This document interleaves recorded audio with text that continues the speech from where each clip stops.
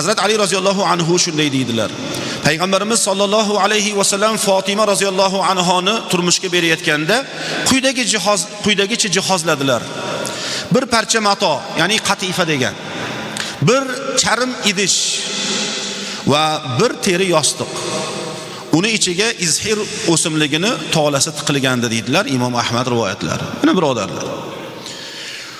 Voy endi buni mebelini qilish kerak ekan, oddiy imdo Eronni gilamini yozsak bo'lmas ekan, bunga palonnikini yozish kerak ekan. Shu narsalar bilan quva bo'lyapmiz-da. Bir-birimizni quvib yuryapmiz. Eng qizig'i, agar to'g'ri yo'lda bo'lsak-ku, ani oldinda ketayotganini quvlab yetib olamiz. Biz dumaloq shaklda yuguryapmiz-da. Dumaloq shaklda, halqa shaklida. Buni oxirisi yo'q. Buni ketidan bu, buni ketidan bu, buni ketidan bu, shu aylanib yuraveradi. Bitta joyida.